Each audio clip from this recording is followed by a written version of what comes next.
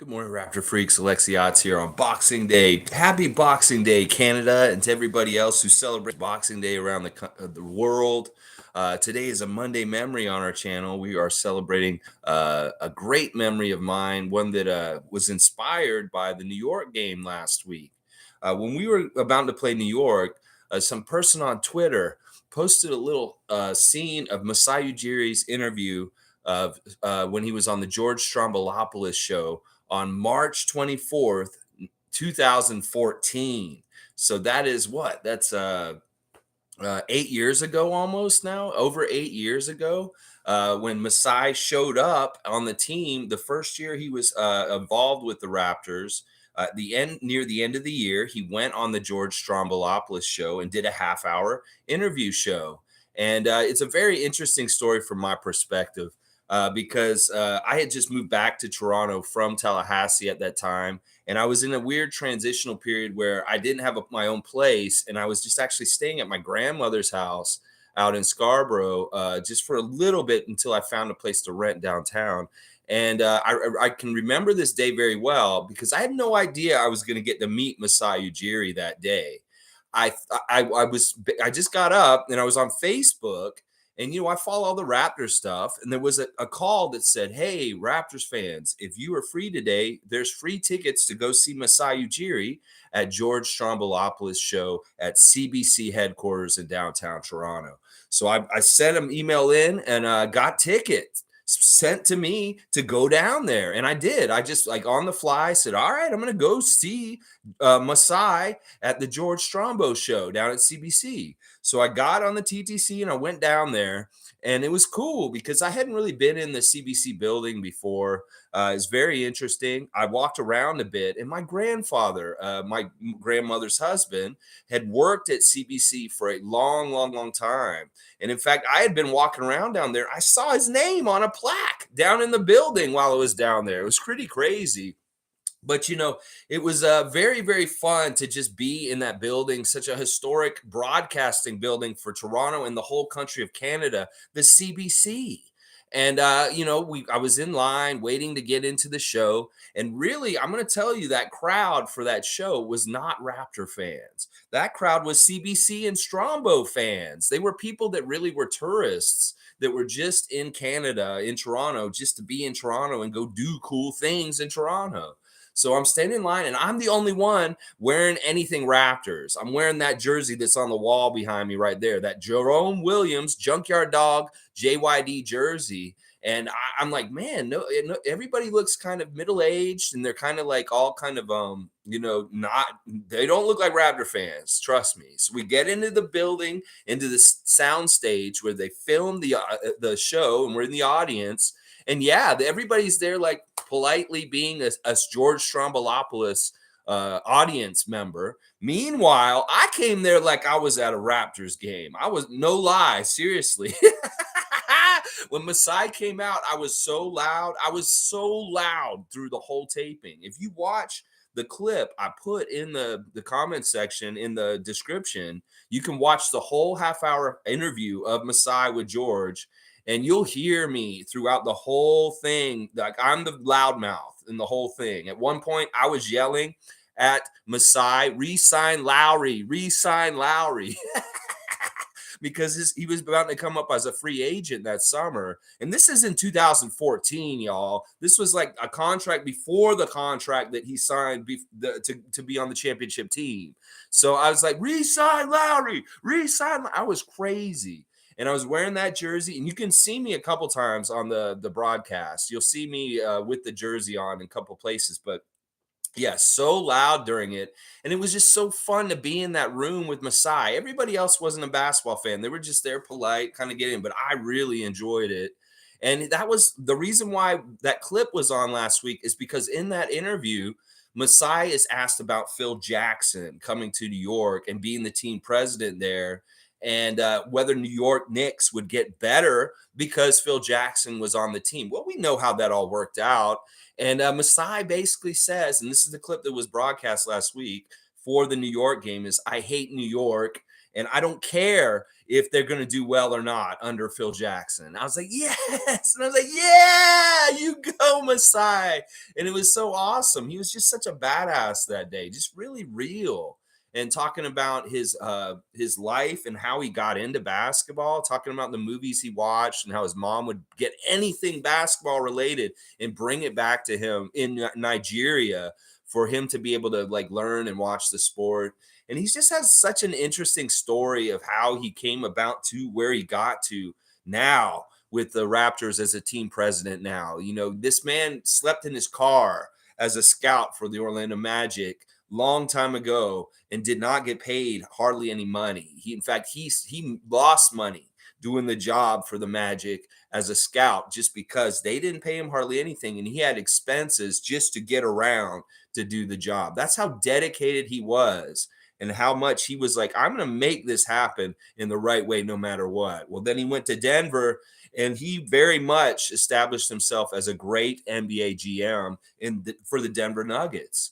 Well, and then we got him over here. And it was just a really cool interview to watch now, this Strombo interview, because it really kind of gives you a perspective of how far the Raptors have came in the last 7-8 years, since that moment on 2014, March 24th, when I saw Masai Ujiri get interviewed by George Stroumboulopoulos. And then, the interview was ended and I was like, yeah, and I was yelling and all this stuff. And they had a little period out in the lobby where you could actually go and talk to George and Masai. Had a very nice discussion with George Stroumboulopoulos, have a nice picture with him. Unfortunately, I didn't get a picture of me with Masai, but that moment was incredible. I'm going to tell y'all right now, I walked up to him, and this is 2014, y'all. This is before LeBronto stuff. This is before the championship, obviously. This is before so much happened, We still had Terrence Ross on our team. We had like a lot of players that, we just made the Rudy Gay trade. And Grievous Vasquez, John Salmons, Patrick Patterson, Chuck Hayes, so it was like that period of time is way before all the really good stuff that happened like this right here, 2019 championship. And I just came up to him and I put my hand in his hand and I said, thank you, Masai, for coming to Toronto and helping my team to be a great team again, to be a winning team, to put us on the right track, because I know you're going to get us there. And boy, was I right. 5 years later, this happened. 5 years after that, shook his hand, thanked him. I just had to thank him. And I feel so like something as a Raptor freak in my life that I got the opportunity to just meet him in person, shake his hand, and thank him. That's all I wanted to do. If you guys ever get the chance to meet Masai Ujiri, do this also. It's just like, it's the perfect thing to do to him. Just thank him for being who he is and his dedication and his love for Toronto. I love in that interview, he talks about Miami. He's like, Miami's not for me. I hate Miami. And he's like, I'm going to ruin this whole idea that Toronto's no fun to come to because it's too cold. He's like, it's just as cold in other places. And he said, I love Toronto. This is my home. And he really means it. This is why I don't worry about him getting lured away. We have this great deal for him now as team president of the Raptors, where he's getting paid very, very, very well. And, he's not going to go anywhere. This is his home. Toronto is his home. This is where his family has been built. This is where he wants to be. And all that talk, that Michael Grange article about him going to Washington Wizards at that one year, all that other bullshit was never really founded or in any kind of reality. That it's like he is home. He is where he's supposed to be here in Toronto. And I love how much he said that at that interview with George Stroumboulopoulos in 2014, because he stuck to it. He stuck to it. And boy, is he ingrained and ensconced inside our Raptors culture as the figurehead and leader and captain, steering the franchise ship. And boy, has it been great. This and everything since, all the great things that have been happening with the Raptors. Really, a lot of it has to do with Masai Ujiri being that cook in the kitchen, that number one guy that's leading the ship. The captain of the ship is Masai Ujiri, and we are so blessed and lucky and happy to have him in charge. All right, let me check in with y'all's comments. I hope y'all appreciated my carol yesterday. It was a lot of fun to compose. I had to do a real quick one yesterday, but I appreciate all the messages, and I hope everybody had a fantastic Christmas, Hanukkah, a holiday, whatever you guys did yesterday. I hope it was just full of love and happiness and people that you care about around you. All right, let's see what y'all are saying. I see that Mike is here first. Logical Raptors fanatic first in the house. Salute the real ones and Project Truth. Always check out Mike's channel. Mike dropped something on Saturday. I haven't watched it yet, Mike, because obviously I've been very busy. But yes, I will catch up on your new clip that you brought out on Saturday at 2 o'clock. Subscribe to Logical Raptors Fanatic. Great Raptors information. He's cutting and dicing the numbers to tell us what's up. So go check out Mike's channel, Logical Raptors Fanatic. Tom Duke is here. Good morning. Gotta love Masai. So genuine. What's up, Tom Duke? Merry Christmas to the West Coast Raptor freaks out there in BC, baby. I appreciate and love y'all so much. Thank you, Tom, for all the work you do on my channel. I really do appreciate you a lot. Merry Christmas. And yes, you gotta love Masai. Real, he's a real one. Just like Mike says, the real one, the prototypical real one is Masai Ujiri. The prototypical real one is Masai Ujiri. And the other guys on the team, he said it in the interview, said, you just have to be real. The more real you are, the better. You just be real in life is what he was saying.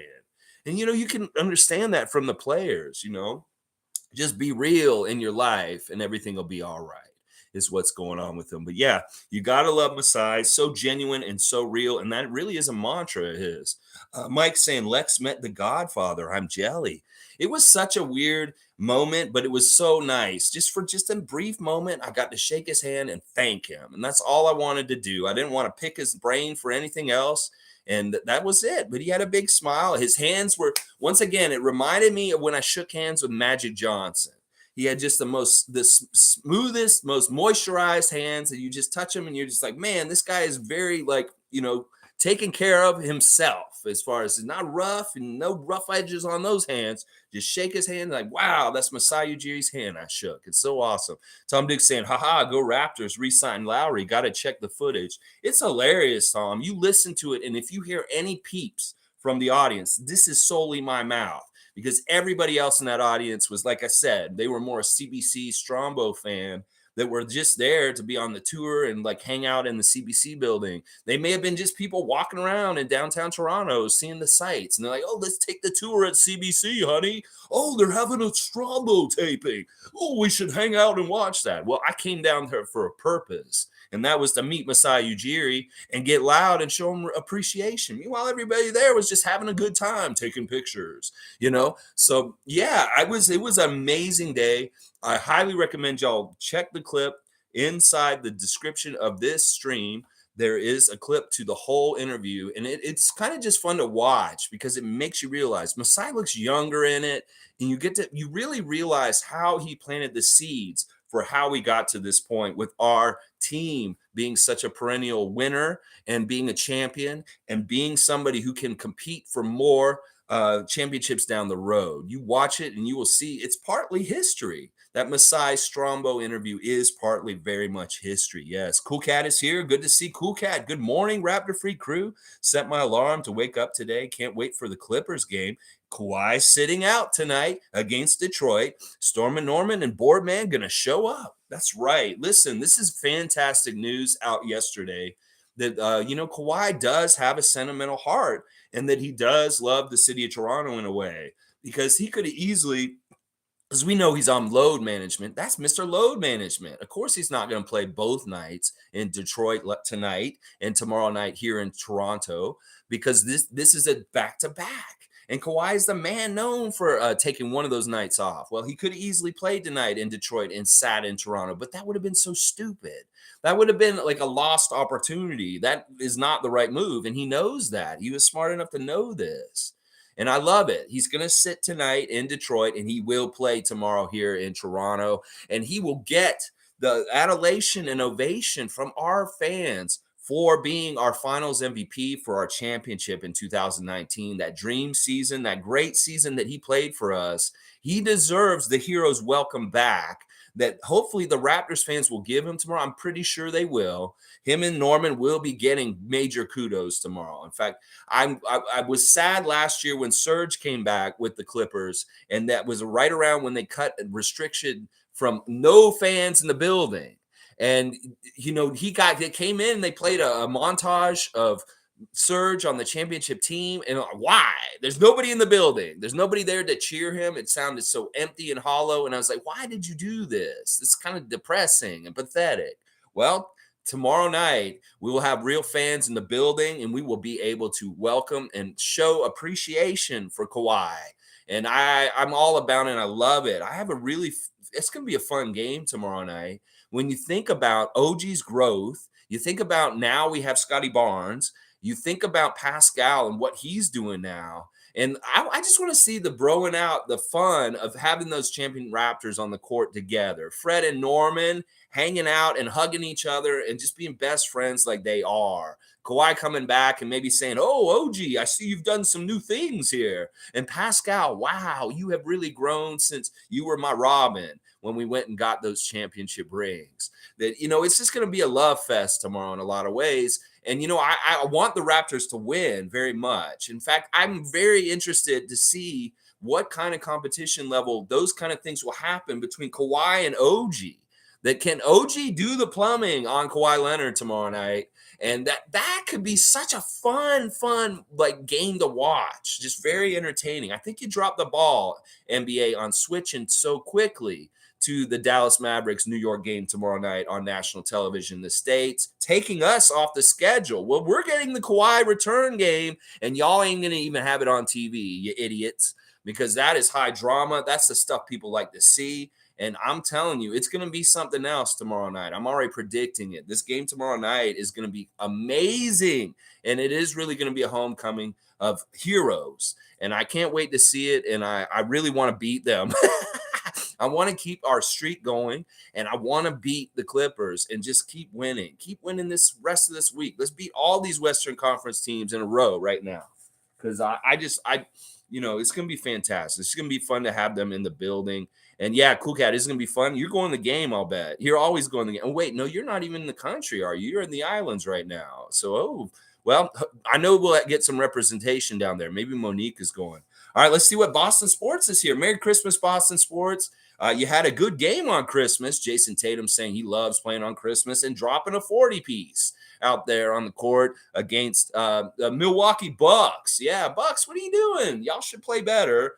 Show better on national television on Christmas. Although, sometimes on Christmas, the Celtics get a little green cheer from the referees. I know we did. We dealt with that when we played y'all on Christmas that one year. But let's see what Boston's saying. What up, you freaks? Hope you had a Merry Christmas. I sure did. I watched Jason Tatum dunking all over Giannis and running the Bucks over. That might be a spanking they won't be able to come back from. Ooh, well, I wouldn't count them out. But I did hear that Jason threw it down on Giannis. I did not watch any of the games yesterday. I heard that some of them were very ugly. I heard that Joel Embiid looked like an idiot for his game, but they did win, and they beat New York. I heard that the Lakers lost to Dallas, and Luka Doncic showed up like a cowboy. On a steel horse he rides. I was like, everybody's making jokes. Does Luka think this is Christmas wear for Americans wearing the cowboy? I think he just really wanted to be a maverick. Maybe he thought Christmas was Halloween. I don't know. I don't know why Luka showed up in a full cowboy outfit, just not with the Spurs. Well, he's not on the Spurs. But yeah, great NBA basketball in some games. And then in some games, really kind of dud, stupid stuff. But yeah, good job, Boston. Of course, y'all are going to win on Christmas. The NBA wants that. How about that? Yeah. All right, Isaac Campbell's here. Good to see Isaac Campbell holding it down in the nation's capital, Ottawa. Mr. Isaac Campbell, a great, upstanding Raptor freak. I can see you organize a defense chat during the commercial break. Man, people around me were uncomfortable with how loud I was. I'm not going to lie. I was like being so loud. Everybody's like, oh, this guy's being really loud. Maybe we should change seats, honey. If you want to try and find me in the audience is kind of like around the stage. The stage would be right here, and we're around this. I'm over on this side, and you can see the number 13 of that jersey behind me on my back. If you want to pinpoint where I am, and I'm raising my arms and doing stuff like I would in the game, and everybody's just sitting there otherwise.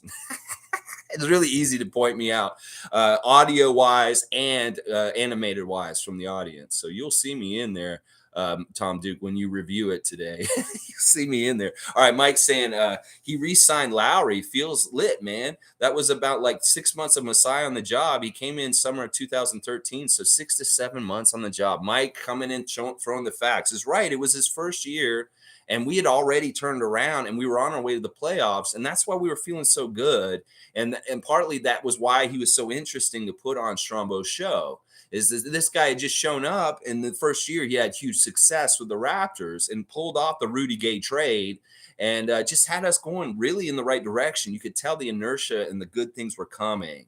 And that's why we got to put him on Strombo's show. And the next week they had Tim Lewicki on the next week. And he was talking about bringing Masai there and the different things he did with the team as far as like expanding MLSE with the TFC, and also building OVO Center, building BMO Field, all the stuff that Tim Lewicki was responsible for initiating in the Raptors organization, in Maple Leaf Sports and Entertainment in overall in itself.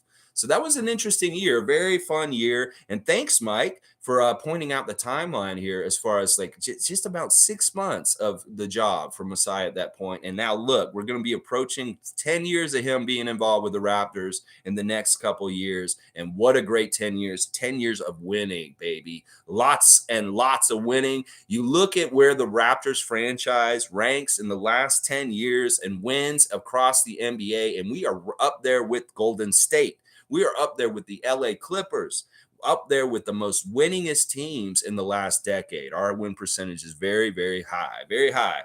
G saying, your Carol was fantastic. Scottie with his cute dog on Christmas, wishing everyone happy holidays. Yes, let's do a little Christmas check on our Raptors.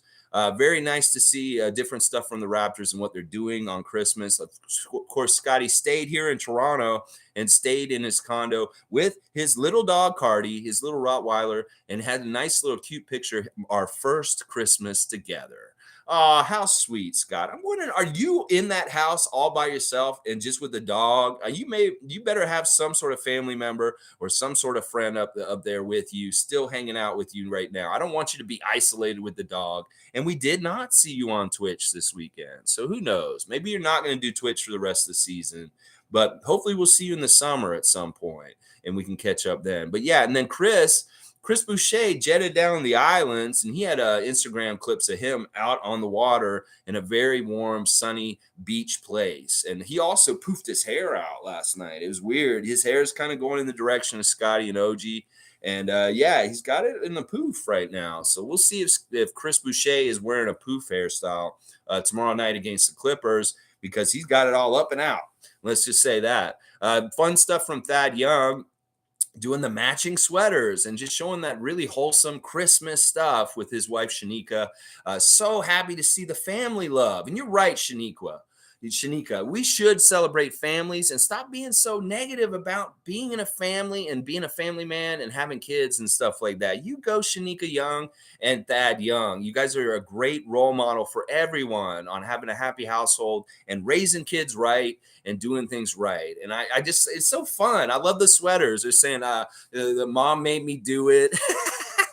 So good. Young family, you go. We enjoy y'all. Y'all are so awesome. And we very happy to have you on the Raptors team and then a part of our culture and everything going on and stuff like that. So yeah, good stuff. All right, Tom Duke is saying, thank you, Masai. Thank you for the sweet ode to OG Carroll. Dunkity dunk dunk, dunkity dunk. Look at OG go. Dunkity dunk dunk, dunkity dunk dunk. Jam it on those hoes. I had so much fun writing it. I've already got the early seedlings for next year's Carol.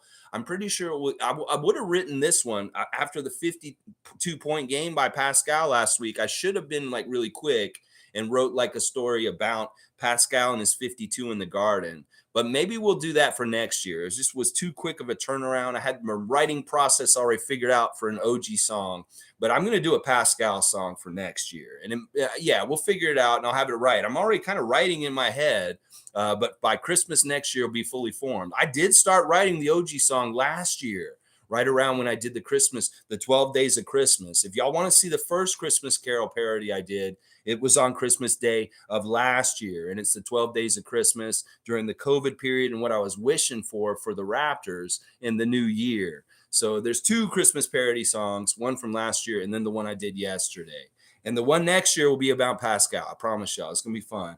Let's see. Logical saying Canadians still thank him all the time, probably way more than Spurs people have, in my opinion. I think that creates a connection of feeling appreciated and has a massive effect, asked Vince Carter. Yeah, you mean the Nuggets. But yeah, I'll bet you that people, we're just polite and we're just like that kind of person. So yeah, I'm sure he gets a lot of thank yous for coming in and helping us win and stuff like that. And rightfully so. He deserves it. And shut up, Ted Rogers, you idiot. Don't be calling Masai and telling him he doesn't deserve the money he makes last summer, you jerk. Let's see. Cool Cat saying, yep, Christmas vacation in the Caribbean, but cleared December 27th for Raptors on the TV. That's right, Cool Cat. You enjoy the warm weather wherever you are. I appreciate that you got away from the polar vortex that is the whole of North America, really. I mean, I'm hearing that, like, my folks are living in Atlanta and they're just up here. And it's like they were actually really smart because they came to a place with insulation and knows how to deal with the cold, because it's just as cold in Atlanta as it is in Toronto right now. In fact, it's crazy how cold it is in Florida right now. Some of my friends in Tallahassee are really like, this is crazy. And they're trying to live their life in hoodies when they need big winter jackets because it's 20 degrees Fahrenheit outside in Tallahassee. Holy crap, crazy. All right, let's see. Boston Sports saying, who are the 3 players' jerseys on the wall? On my wall, Boston Sports, just for further information, that's my wall of dedication of like the team. And I'll just show it real quick.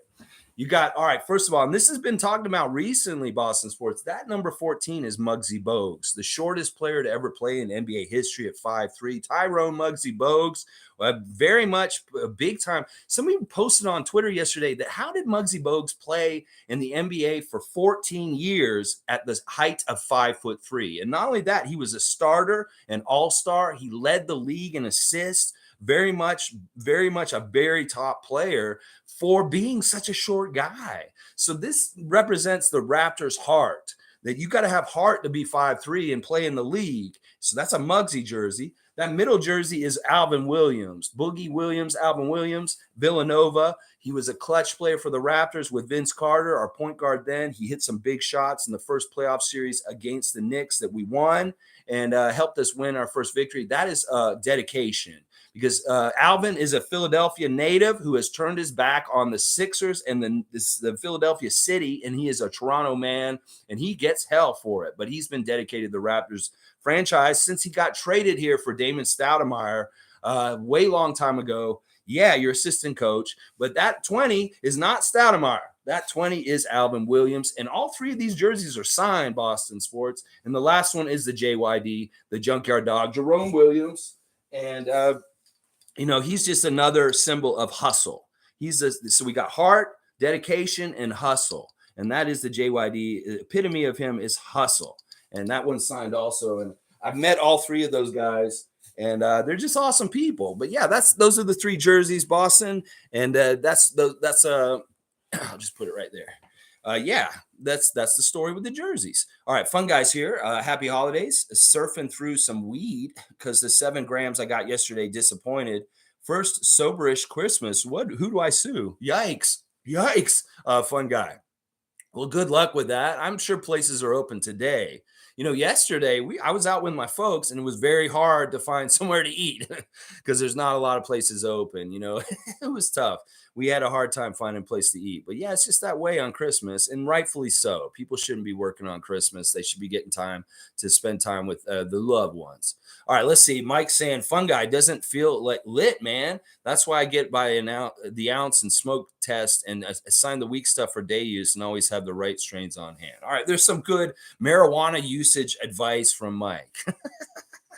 We handle every subject here. All right, there you go. Hugh is here. Happy holidays, guys. Good to see you, Hugh. Missed you a couple weeks, and I know you're doing good. All the best. I hope you had a great day yesterday. Sue's here. Good morning, everyone. I hope everyone had a good Christmas. Thank you, Sue. I hope you and Chelsea had a great time celebrating Christmas. All of you and your loved ones. And play it again, Sue. Check out Sue's music reaction YouTube channel. Play it again, Sue. Lots of stuff, content dropping all the time on Sue's channel. She had some Christmas content this weekend. So check out Play It Again, Sue, on YouTube. Thank you, Sue, for being here. I love you. I'm a fun guy is saying, I love Scottie chilling with his dog. Hope he got high just for Christmas. Probably very clear by now. I'm a weed advocate and logical. I put all my faith in Shred. Well, I'm also a weed advocate myself. I did a lot of protesting for the legalization of marijuana in Tallahassee, where it is very dangerous to do that, to get on the street, because they will come and try and arrest you. But yeah, I was an advocate, and I did march in marijuana marches in Florida, not even here in Canada, where it's safer to do it. Down there, it's a lot more dangerous. But yeah, Scottie does not smoke and Scottie does not drink. So that's not what happened. I'm going to tell you that right now, because he's not about that stuff. I know he isn't, for sure. All right, let's keep going. Mike's saying, I was talking about Kawhi, not going to lie, Lex, about players having a stronger connection with Canada from the thanks we give to all the players for playing hard for us, aka Vince Carter, and now he feels it now Kawhi. Yeah, it's true. Like, Kawhi has run into Canadians in different places, I'm sure. And it's a lasting effect of, like, Kawhi and Dine, that kind of feeling. It was like, look, man, we are so appreciative of you. And, he has to, like, the way that things have gone for him in LA since he went there with Uncle Dennis has not been smooth or fun. And the year he played here in Toronto was very fun. So it's like, you got to wonder if he does kind of regret not trying to run it back and at least trying to repeat. Because, there really, really was a good chance we were going to get a second championship if he had stayed for one more year at least. It's dumb. It's one of the things that I hate, is because, when you have a championship team, you want to see if you can repeat. So you want to keep the nucleus together. But I really do feel like the NBA on the inside was really trying to get him out of here no matter what, because they did not want us to repeat and have two championships in the row. And that there was some nefarious dealings and things going on behind the scenes as far as the power structure of the NBA and not allowing Toronto to be too powerful by keeping Kawhi after that championship, because they saw how powerful we were with him and they knew the writing was on the wall. We could have probably built a dynasty if Kawhi had stayed here, but unfortunately it worked out the way it did. In a lot of ways, I think Kawhi does regret it. It's that kind of thing, like Vince and Tracy have said. They regret that they didn't work things out and stay together. They look at the league now with superstars pairing, and the whole argument about McGrady and Carter not being able to coexist on a team sounds so stupid in hindsight, with how we've had big threes and super teams since. And they really do wonder about how they could have done if they had waited for McGrady to blossom and alongside Vince here in Toronto. And that both of those guys have admitted that they regret how things left with Toronto, that they may have tried to do it differently if they had this second chance. And I think that Kawhi might be saying the same damn thing at the end of his career, near the end of when he's going to retire. He's not going to say it now while he's playing, but I'll bet you down the road that if he does an interview, which he doesn't, he's very private, he may be saying something like this: I wish I'd given Toronto a second chance to get a second championship that next year. And, well, you'll never know. And that is your fault, Kawhi, solely your fault in some ways. And probably the influence of the NBA trying to get you out of here, and Uncle Dennis's fault also. So, yeah, crazy. And yeah, that, this city's going to be special to him. And you know what? It may be very interesting to see him coming here and the adulation you'll get from our crowd. And, like, maybe he'll feel some of the things he felt from that 1 year he played for us. And he'll be like, damn, I did really have it so good here. That could happen. This will be the first time he's come here and played against us since he left. And so that's very interesting too. And that says a lot. I mean, I know some of it's the pandemic, but it is also his injuries that were a lot of it too. So let's see. Hugh is saying HDH, heart, dedication, and hustle. Great backstory. That's why I show this wall when we lose, because sometimes I like to use those jerseys as examples for our current Raptors, what they need to get in tune with. Your heart, like Muggsy Bogues, your hustle, like JYD, and your dedication, just like Alvin Williams. Yep, that's what it is all about. All right, let's see. Blackhawks saying tomorrow can't come fast enough. We needed our game, man. No Christmas or boxing game. Grr. Yeah, some people have said it's kind of un-Canadian that we're not playing today. That we've gotten so used to playing on Boxing Day. Sure, we don't get that Christmas Day game, the slight of, oh, these are the teams that go on Christmas Day. You know, it's so stupid, the whole way they do the Christmas Day schedule. I want to talk about this just a little bit. You know, in my research this summer, I read an article about how they build the NBA schedule. They build the whole entire schedule for the NBA around the Christmas games. They literally pick the Christmas games first and say, these are the 10 teams that are going to play on Christmas. And they really are, like, it's really gross. Like, they really want it to make it a big deal. The prestige of the Christmas Day games for the whole entire year is so important. And it's the way of the NBA to say, yeah, you're not one of the teams we care about or want to promote, is really what it is. And then you can go talk to Miami fan today. You go talk to our fans. And yeah, we belong on Christmas Day at times, but we don't get it. And it really is a really gross, kind of stupid thing with the NBA schedule makers that's dumb. And they make the whole schedule around Christmas. They do those games and they build it out from there. So it's really dumb. Some of the teams that play on Christmas Day should not be playing on Christmas Day. The Knicks play on Christmas Day every year. They do not deserve it most years. It really is a dumb, like, system for how they pick who plays on that day. And it's not necessarily fair. And I hate that they make it so prestigious. Like, it's supposed to be such a big deal. And then they say, oh, you're not a Christmas Day game thing. Well, you know what? It's arbitrary who you fucking pick. Obviously, because you're not picking the best teams. You're picking garbage teams. You're picking garbage matchups. And so where is the prestige actually in it? Seriously, other than, oh, you played on Christmas. Well, our players got to be at home with their families. In some ways, that's nicer. So you go ahead. Keep not picking the Raptors for Christmas Day. It's fine. We'll enjoy the holidays with our families. And, you know, we don't get it ruined by some sort of NBA hit job by refs and losing to the Celtics in the middle of the day. So it's like, you know, whatever, NBA, with your Christmas games and prestige. It's stupid. And I kind of resent that you build your whole schedule around those stupid ass games. So, all right, let's keep going. They build it from the Christmas games, and then they build all the national television games and the matchups, and then they flesh it all out from there. That's the skeleton they build the NBA schedule off of. They figure out all the national TV games, especially the Christmas games first. And that's how they do it. Fun guy saying, and yeah, we should have a Boxing Day game. If y'all are going to slay us on Christmas, give us our Boxing Day game. Fun guy saying, what's your actual view on the game, Lex? 50-50, better chance for Raptors? Expect us to lose? I don't know. Clippers are interesting, but definitely beatable to me.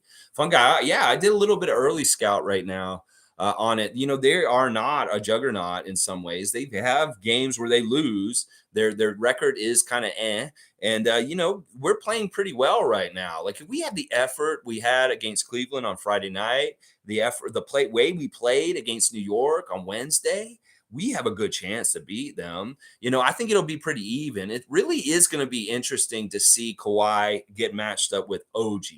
That OG against Kawhi is such a cool battle. It's like a heavyweight main event for WWE or something. It's like Roman Reigns versus Brock Lesnar kind of stuff.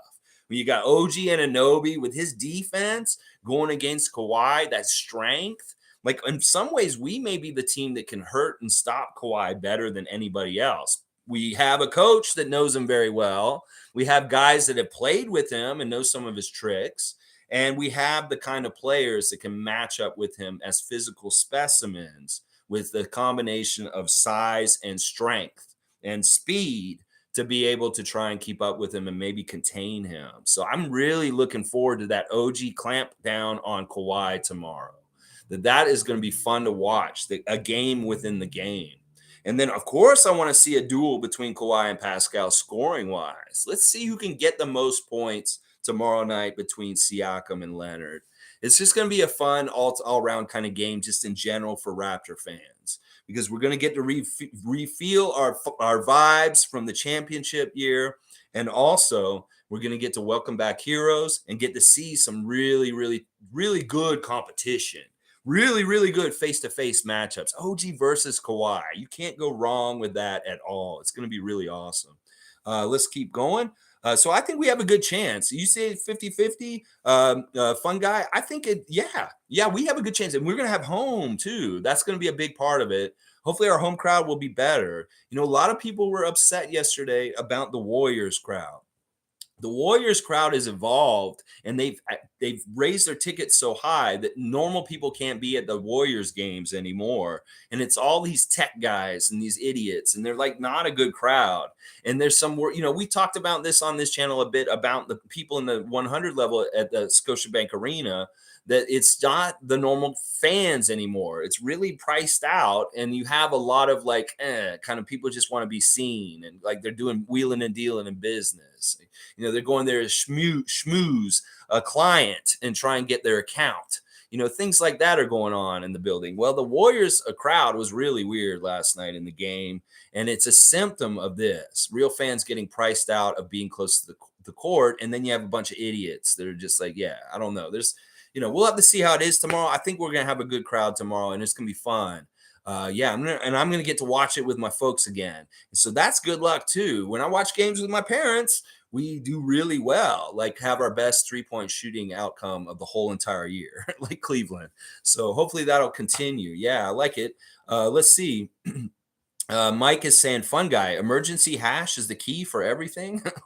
All right. I don't know why this sidebar on marijuana usage is going on today, but I'll allow it for now. I got the same 14 grams for like a year, never had to break glass. I'm all right. I'm like, we don't need to have this kind of content on this channel. You guys go ahead and do what you like to do in your own private lives. But yeah, I don't want to make this part of what we do here. We can show an affinity for the green stuff and talk about it openly, but we don't need to be giving primers on what to do with our use of it. Boston Sports is saying, have you ever thrown a Raptors jersey away because the player or jersey did the Raptors organization wrong? Yeah, I have a story about this, and you can guess who it is, Boston Sports. Who do you think it was that I burned their fan club shirt when he left? Yeah, it was Vince Carter. I was a member of the Club 15. I had an autographed photo of Vince. I got the shirt that said Club 15, and I had this amazing graphic of him slamming on the back, talking about how he's Rookie of the Year and all this stuff. And it was a beautiful shirt. And I had pictures of me in it still. But when he did what he did and like admitted that he dogged it for us, the whole bullshit with Doug Smith and his stupid ass with the Toronto Star causing a lot of the problems with his articles. And then, Vince being an idiot and then, like not trying and then showing up on the Nets and playing way better. I burned his shirt after that. Yeah, I did. I never owned a jersey of his. I don't like getting the jersey of the main guy or the most important player. I've always liked getting the secondary guys. So instead of getting Vince jerseys, I was getting these guys at that time. But I did burn my Vince shirt after he left. So there's your answer. Yeah, I burned a Vince shirt in the mid 2000s after he went to the Nets. So let's see. Isaac saying, I'm a fun guy. I hope he doesn't shred us. He's talking about Kawhi. It's very interesting, the dynamic with him and Paul George and that team. It's a very weird team. Like they should be doing better, but I know a lot of it has to do with their health and getting consistency and who's showing up and being able to play from night to night. If Kawhi is missing the game, if he isn't, then it's Paul George missing a game. And right now it's John Wall who's missing games for them. In fact, he may be the only Clipper on the injury list right now. In my early preview of looking at the injuries for tomorrow, John Wall is the one who's out right now. But I'll have all the injury news up to date to the moment tomorrow morning, and the referee crew check and everything, the regular preview for the Clippers game tomorrow night at 9:30 a.m. tomorrow. So join me then, please. Kareem Thomas is here. Merry Christmas, Kareem Thomas, and Happy New Year. I was just thinking, which I don't do very often. No, don't give yourself more credit, Kareem. You are a master of comedy, and you have written some of the most funny comments in my live stream over the last year. So give yourself more credit, Kareem. You think a lot, but he's saying, I do not think very often, but I think OG is a lot closer to Kawhi than we think, which leaves me to ask OG, the player we want Scottie to be or way bigger status? It's interesting that you bring that up because it's true. I think we have two players that are very Kawhi-like because they both have the size, the speed, and the strength to do things that Kawhi does. Scottie's more like Kawhi in some ways, but you have to admit OG is just as forceful down low and doing whatever the fuck he wants down near the basket also. So yeah, I could say that maybe we have two guys that are kind of Kawhi like for sure. I really do think Scottie's going to end up being more like Kawhi, just because he's more traditional post up kind of guy than OG is. OG's like a spot post up, like, oh, nobody's down and I have a little guard on me. I'm just going to dunk it on him real quick. Whereas Scott is the kind of guy who will post up with the whole defense back and everybody set up, and he doesn't care. There could be both Allen and Mobley near the basket, and he's going into the lane, putting his arm into Allen's chest, and he's throwing it in over his head. Now, OG won't do that as much. He's more awkward in the lane when it's clogged. He's more likely to turn it over, but Scottie's really good at keeping that ball clean and getting there and getting a good shot and being overpowering. And that's more like Kawhi in some ways. But OG has the skills to do Kawhi stuff also. And I just love that we have two players that are kind of on that scale closer to Kawhi than most average NBA players in this whole entire league. There are not many players that have that combination of strength, speed, and Kawhi. Yeah, OG, Scottie, they're very much cut from the same cloth. And I love it. I love it that we got those guys. Yeah, fun guys loving it. He's crying. Let's see. Tom Duke saying Kawhi is looking healthy. Our boys and Nurse have to be at their best. It's gonna be fun. It's gonna be fun to see him here and hear the crowd interact with him. It's gonna be fun to see. I want to see little fun things where like maybe he hugs some of the guys he was on the team with, Chris and OG and Pascal and Fred. Maybe he, obviously Norman being back also is a big part of the whole thing. We cannot slight Norman Powell on the attention and the love and adulation for him. In some ways, he's as equal to as Kawhi Leonard in my book because he had more time here. He had more history. He did a lot of crazy, incredible things for us other than just 1 year being here like Kawhi. So we can't let Norman be an afterthought. We really do need to celebrate him fully tomorrow also. And, his friendship with Fred is so off the charts. It's just going to be fun to see kind of the fun friendships. When you see Jakob and Pascal play against each other, it's always fun. Well, when you see Norman and Fred playing against each other, and now OG and Pascal against Kawhi, that's going to be fun. It's going to be fun to see those kind of matchups and see what the interactions are like on the court. Maybe we'll see Kawhi smile some tomorrow. It'd be fun. We'll have to count how many times we see Kawhi smiling around Toronto tomorrow night. It'll be fun. All right, let's see. Tom Duke's also saying, going to be good one. Go Raptors. We streaking. I hope we're streaking. Let's streak right into the new year. Let's just peel all these clothes off and run right into the new year like that little baby. 2023 little baby's going to show up. That's right. Oh, man, 2022, you kicked to the curb. Get out of here. We got a little baby running around naked because we streaking. Yeah, we want to streak right into the new year and just beat some Western Conference teams this week. LA Clippers, Memphis Grizzlies, and the Phoenix Suns on, I love it. Let's bring them on. We can beat them. We have them at home. And we've been sitting at home and we got good feelings, good rest. Hopefully, maybe some of our guys will be back. Maybe Precious gets back a little early. I don't know. We need Precious back. And we will be back soon. I'm going to guess he's going to be back in the next 10 days at the most. He will be back maybe at the latest by next Wednesday or something like that. A week from Wednesday is what I'm going to guess. All right, let's see. Mike is saying the Clippers' depth pieces are good, but don't fit seamless and covering weaknesses a lot on redundancy. Not even close to the 2019 fit and roles defining. I haven't dropped my full take ever on it yet. Not going to lie. Well, you got to work your way to it. You're doing all the development stuff. You're going thoroughly through all the stuff before the championship. You're going to get there. I know you will. And the content will come out, Mike, and it'll be great. I know it will.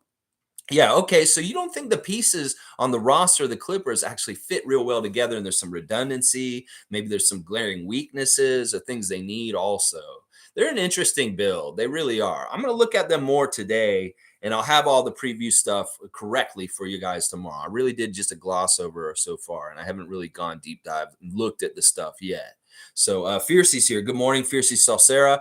Good morning, fam. On to the second half of the season. Can't wait. That's right. I don't even know. How many games have we played at this point? We've got a few still before we get to halfway point.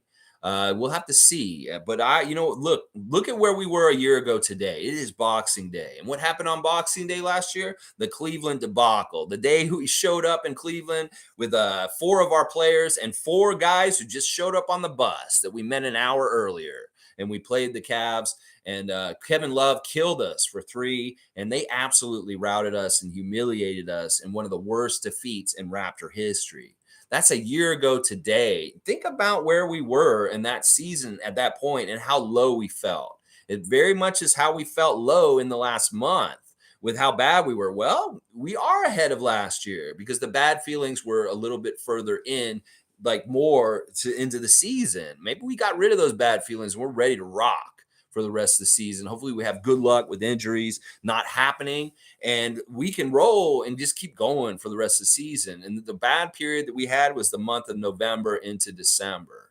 And that, last year we were at our very lowest point today. And, we didn't get it right exactly right away either. It took a little bit to get guys back healthy after that COVID stint with the team. And then it took a little bit to get rolling. So, hey, in some ways, there is a lot of hope for this season because our record is better than it was on Boxing Day last year. And we still had to go through that pain of that horrible game playing with Tremont Waters and Daniel Oturo. And who was the other guys? It was the guy who played with OG in Indiana. I forget their names. I may have blocked them out from trauma. All right, let's see. Monique is here. Good to see Monique. Good morning, everyone, from Monique Lawrence, superfan Monique Lawrence. You go, Monique. I hope you had a fantastic Christmas and everybody was blessed and happy in your family. Fun guy saying, I was hearing the article news and just found out it was Doug Smith. What is up with this guy? He just lives to piss off Raptors fans. Well, you know what? He's a journalist. He never was a fan. I don't even know if he's actually likes basketball first. He does basketball primarily, but he may have been just a sports reporter that did general sports, and he saw an opportunity very early on when the Raptors started to be that guy. He's like, ooh, I can jump in this spot and just be this dude. I still don't think he's fully a basketball guy first in some ways. I don't know. I don't trust Doug Smith, and his hit piece on Scottie Barnes recently really does like shine with like the Vince Carter stuff from before. He came out with all kinds of shit he probably shouldn't have been writing about that made the situation even worse. In fact, that's part of the reason why he apologizes to Vince in his book, and he also tries to make it right because he made it so much worse with the articles he was writing at that time for the Toronto Star during the Vince Carter bad stuff with Rob Babcock, Michelle Carter, Charles Oakley, and just when he left and how that all happened. Doug Smith was very much the medium of the media that was causing a lot of this bullshit with his stupid ass writing. And yeah, I'm like sick of him too. I mean, you guys pay attention to him as much as you want, but realize that is one of the things that people like him and Michael Grange are out there doing.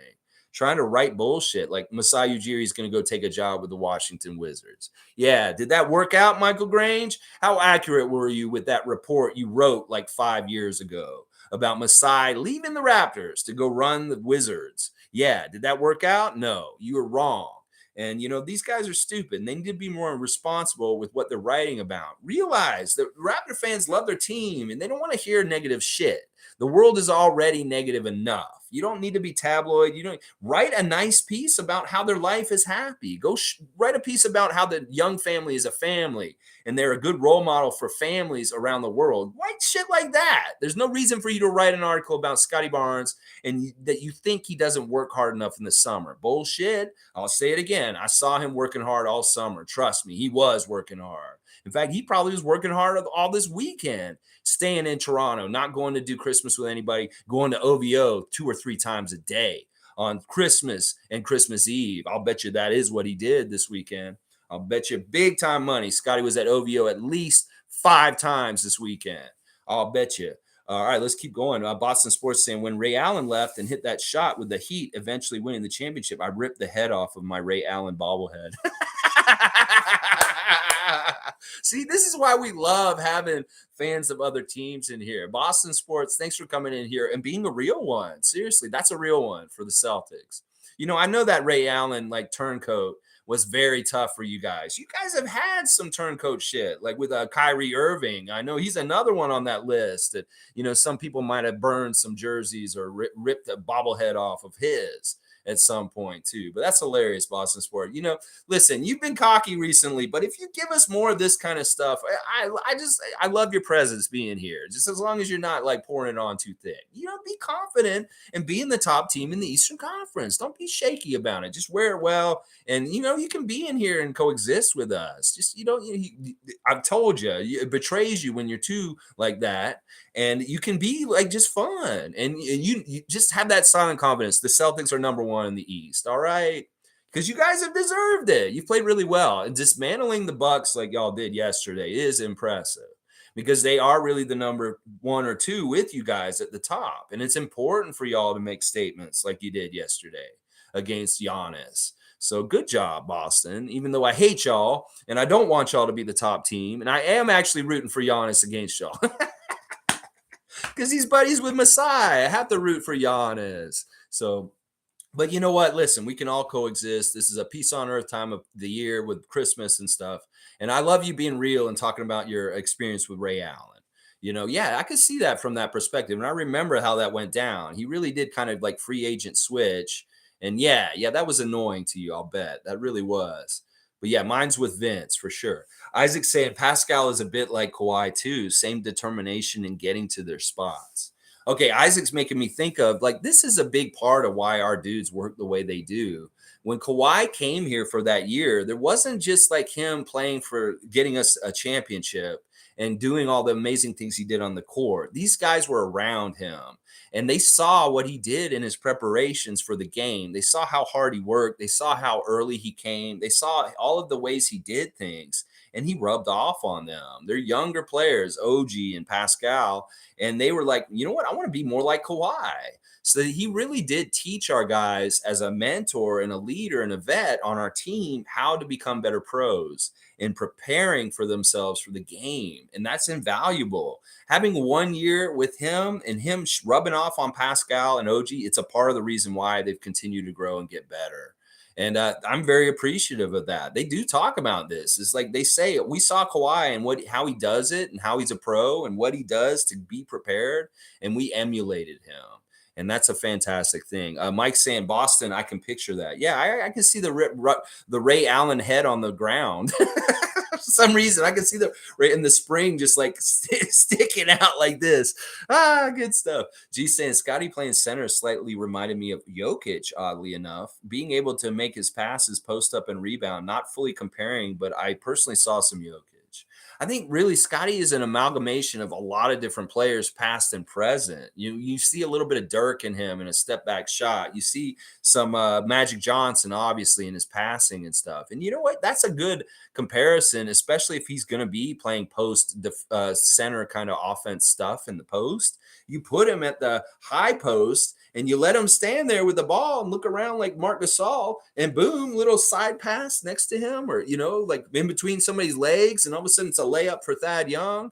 That kind of stuff is really like going to happen in the future with him. And this is true what you're saying, G, that we can utilize him kind of like Jokic in the future as he gets better with passing, has a more stronger connection with his teammates, and he cuts down on maybe like young player mistakes with turnovers and passing.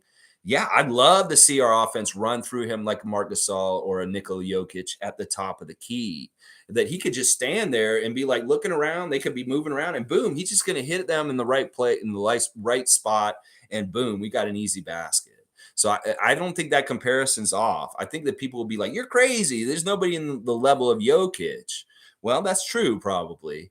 But if he's like him and on that scale closer to him than most of the players in the league, hey, I'll take that. I will take that. You think about Domantas Sabonis' father, Arvydas, is really the prototype of this kind of like passing center. You have Vlade Divac was another great one of these big centers that passed really, really well.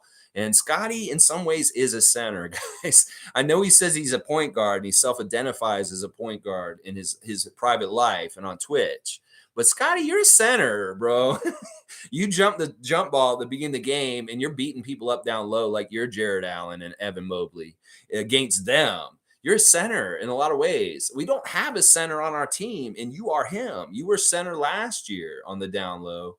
And it's kind of weird because in some ways you're not any position, but you're all of them at once. Very, very weird. So I don't think that's a bad comparison. I agree with it, G. And I think over time, as he gets more and more comfortable as an NBA vet, more savvy, more reps, more time accrued, and just really smart, you're going to see more of this aspect of his game, the passing and really brilliant stuff, because he has it in him. We've seen it in little flashes already. Fiercey saying, coming from Ottawa with my daughter for the December 28th game against the Grizzlies. It's one of her Christmas gifts. Would you know how we can get signatures or watch pregame warm-up up close? Yeah, I can help you with this, Fiercey, a little bit. All right, first of all, Fiercey, the most important thing for y'all to do when you get here is make sure you come to the building for right when it's going to open up.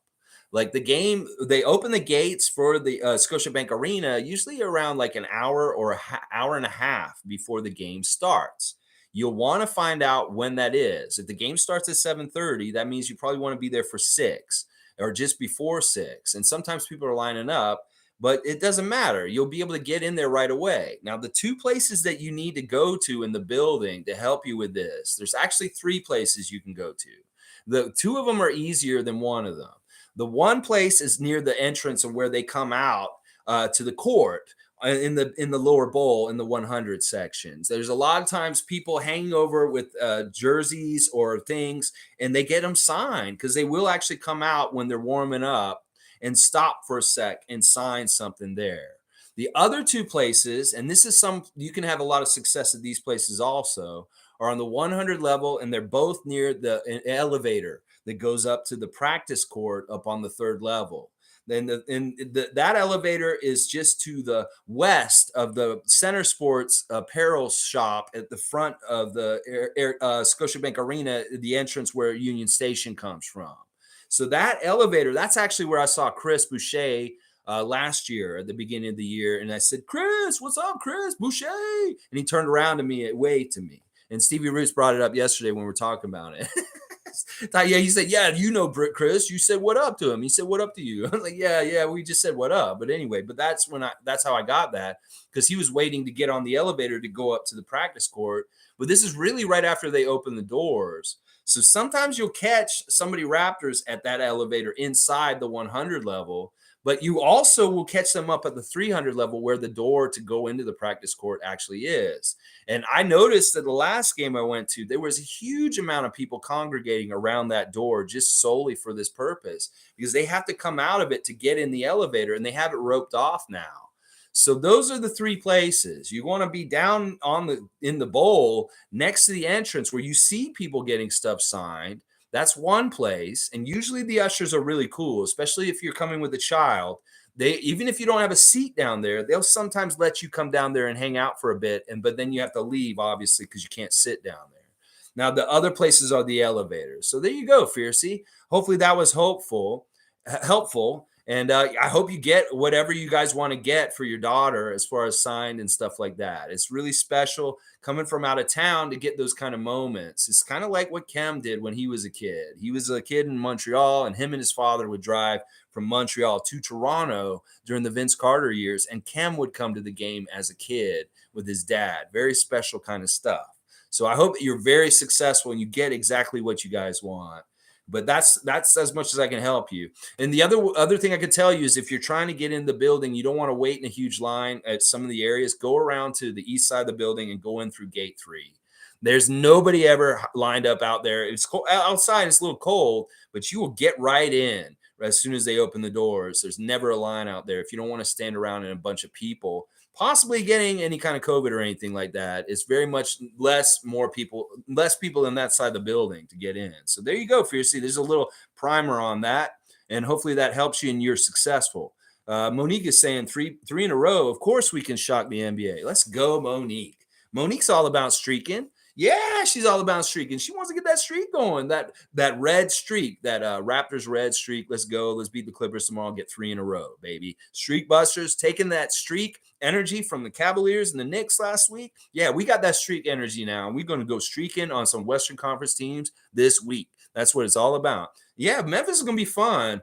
That's going to be a big matchup. They lost yesterday. I was very surprised to see them lose yesterday to the Warriors. That the Warriors aren't as good as them without Steph, but they still lost them. Crazy. All right, Lolita is here. Happy Monday, Raptors freaks. Blessings to all. Go Raptors. Merry Christmas, Lolita, and Happy New Year. Mike's here. Reporters have an effect on players' decisions. Ask Orlando and the dumbass with the poll, and Shaq, is Shaq worth $100 million? And the guy asked the question, the fans that voted, congrats. Shaq left and went to the Lakers. That's right, Mike. I kind of remember that. Listen, who knows what is actually the factors in all of everything? These guys that you may be surprised what they really care about. And it may not be, we may not have as much as an impact. But yeah, the reporters are annoying. They're annoying. Hopefully they don't have as much impact as you think. I just think that Doug Smith made a bad situation worse because of his irresponsible reporting on it. And this is the thing, y'all. I know y'all are journalists and you don't care, but the fans do. We want our team to be healthy and functional and not a dumpster fire. And y'all are putting fires in our dumpster, and we don't want that. We do not want you coming and being arsonists and trying to light fires around our team. Just stop, okay? Please. Because fans, we have a power. We can be just like consumers. We spend money where we want to spend it. If you don't want to spend money somewhere, boycott it. And it'll hurt it. So that's what I'm saying. Boycott the Toronto Star and Doug Smith. If you don't agree with his way of going about things, don't give them any attention. And they'll see that they're pissing people off, and maybe they'll change. That's just how I look at it. Isaac's saying, how about that Aaron Gordon dunkety dunk? 0.1 off the averaging his career high in points this year. I did not see it. I didn't watch any of the games yesterday, Isaac, but I did hear that Aaron Gordon had a good dunk late. That was the Denver game. They won that game. That was the later game last night. Yeah. Monique's saying, just a reminder, stay voting, y'all. That's right. Thank you, Monique. All-Star voting is in effect. On Christmas Day, they had 3 times voting. So hopefully y'all voted yesterday for our Raptors to get 3 times the vote on that day. That's right. Vote every single day. Get OG in there. Get Pascal in there, Scottie, Gary, Fred, Demar, Kawhi, Norman, Jakob, Jonas Valanciunas. This is what my all-star vote looks like every day. It's all Western Conference former Raptors and all our Raptors, and maybe DeMar sometimes on our Eastern side. So, yeah, thank you, Monique, for reminding, and go to NBA.com and vote for the All-Stars every single day, y'all. Tom Duke is saying, Isaac. In overtime, Gordon had the best dunk of the year. I have him in fantasy, so it's always fun to check his highlights along with Joker's highlights. Not a bad team, and Joker's getting another MVP. Wow. So Tom's predicting he's going to be a 3-time, 3-in-a-row MVP. Ooh, that's a tall order. That's tough to do. I don't know if the NBA is, people are talking today that Kevin is the MVP, Kevin Durant. That he looks like an MVP kind of player this year. Well, he wasn't at the beginning of the year, and a lot of them won't vote for him just because of that. It's very interesting, the MVP race. It's very wide open. There's a lot of different candidates in different ways around the league. I could even say that our guy, Siakam, is a candidate in there in the short list of possible MVPs this year, but we need to do better. And then maybe he'll have a better chance. I'm going to have to go find this dunk that you guys are talking about if you think it's one of the best. Now, let's just take a moment and show some appreciation for Tom Duke in the fantasy league since he brought it up. Tom, you have been leading the fantasy league pretty good for a couple months now, and you keep going. Now, I want to say, Tom, your strategy to play all your players every single night is working and keeping you at the top. And I think it's a sound strategy because you're going to use up all 82 games at all of your positions, but you may end up using them all up before the season ends. And what will happen is you'll have 82 games maxed on each position. You will not be allowed to collect any more stats. But the logic is smart because you're maximizing making sure you will use all those 82 games. Because most of the teams in our league will not get to 82 games at every position, but you're going to make sure. But you need to watch out because if you go too hard for the whole season, you may have to play the last month of the season without actually accumulating fantasy stats. So just so you know, Tom, so if you balance, but you're doing a fantastic job and you do have a very good team, but Omari and Kareem are lurking right there near you, right underneath. And that's just a little fantasy tips there. But I really love your dedication and how you're playing it. But you do have way more games played than anybody else. And that is part of why you have such a good lead right now. So just so you know, Tom, that's how it works. Mike's saying, I see a cartoon Ray Allen head with a huge paint scar dent from where it hit the wall after the ripping off and whipping it at the wall with the force of 5 tons of angry playoff hurt. Picture that. Mike is really getting a detailed view of Boston sports when he ripped the Ray Allen bobblehead head off. Crazy, crazy. You know what? I'm glad that he came in here and told a real story, and that was like that kind of thing. He really did turncoat y'all. Isaac saying, "Nice, Tom. I like Denver more than most teams. Jamal Murray too." Yeah, Denver's interesting. I'll be interested to see us play against them. They're tough, but we beat them in their own home last year, of course, in that amazing game against them. So hopefully we can have more success against Denver still this year when we play them eventually. Lolita saying, way to go, Raptors freak. Kawhi Leonard shows the boys how it's done. Focus, determination, and hard work are the mindset to winning championship. Siakam, Fred, OG, Nurse, Boucher knows how to win.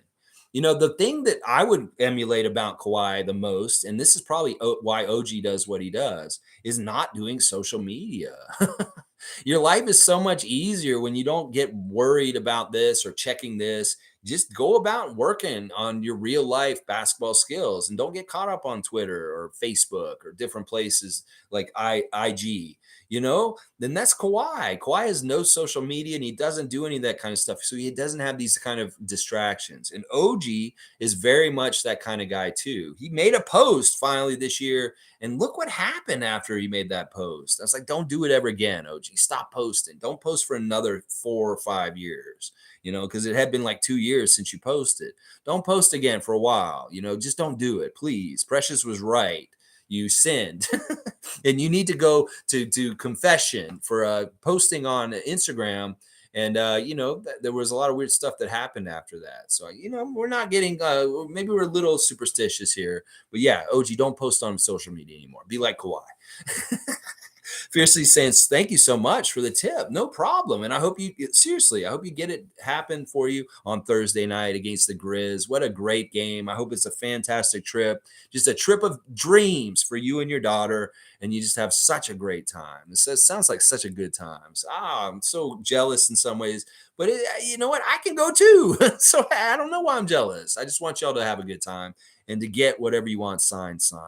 And I think you'll find some success, hopefully. Who knows? You'll run into somebody. I'll bet. I one time was standing near that elevator, and I was standing next to Dr. McKechnie, and I wanted to talk to him, but it was still kind of around COVID. He was wearing a mask, like a double mask, like he does. He had the cloth, the mask, the regular mask, and then he had like the visor glass shield that he was wearing at that time. I was like, yeah, don't talk to him. And then he got on the elevator, and the usher lady was like, no, you can't get on with him. He's like, you got to wait and get on the next elevator because he's going somewhere you can't go. Kareem Thomas is saying that Aaron Gordon dunk was filthy. He just reminded us again who was the real winner between him and Levine or whatever is Avril Lavigne. Kareem Thomas, yes, with the Canadian mashup of Zach Levine's name with Avril. Yeah, he's a skater boy. La la la.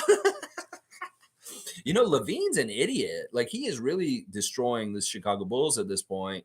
I've seen clips of him on defense, and I'm just hearing all this stuff, and he's not working, and the Bulls are really messed up. It's crazy how they were so chummy last year, Demar and Levine, and now it's not working. It's just not working. It looks like the Bulls are going to have to blow up this nucleus, and a lot of it has to do with Zach Levine being a knucklehead. So it is what it is. So what? I don't care for the Bulls anyway, other than I care for DeMar, and I hate to hear that. But if he does move next summer, that could be very interesting. A lot of Raptors fans are revisiting the idea of DeMar DeRozan on our team, possibly because of the things that are going on with Chicago right now. Once again, I'll say this, just like I said it about Kyle and a couple other people. We don't want to go back down the road we've already gone down. We've had DeMar DeRozan on this team, and I would be surprised if actually he did want to come back here. Just because of how he got traded. But you know what? I love DeMar, and I wish the best for him no matter what. I do hope he goes to a better situation than Chicago this summer coming up. So, yeah, let's see what's up. Avril Lavigne. Hilarious. So good. Kareem coming with the good stuff once again. Monique saying some even stay after the game. Fiercey. Yeah, you could do that little like entryway part also. I don't know where your seats are. If you're on the 100 level, you could probably get down there and get near the entryway at the end of the game and maybe get them then too. It's tough. Also, like Sue, when we went to the game in preseason, Sue was like going to get her car, and she was in the elevator with Chris Boucher after the game and got to talk to him then. So you might be surprised how you might just run into one randomly after the game, like leaving also. Another thing that I could suggest, but I don't know if you can go there with your daughter, is to go over to the Real Sports taping of Raptors Tonight after the game and go see Randy Urban and those guys. I think you can go in there with kids. I'm not totally sure. But yeah, you should maybe go over there, but it is later too. They may not be around there until like 11 or 10:30 after the game.